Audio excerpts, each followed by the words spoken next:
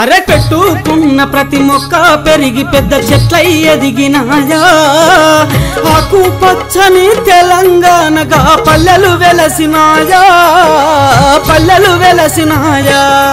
అరకొండ జాతి జన బంధువయ్యి వన జాతర జరిగినాదా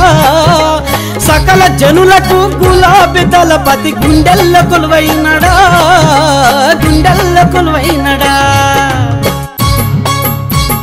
చెట్లు చెట్లు ఎమ్మ చెట్లు చూడు ప్రాణవాయు నిత్య చెట్లు చూడు చెట్లు చెట్లు ఎమ్మ చెట్లు చూడు ప్రాణవాయు నిత్య చెట్లు చూడు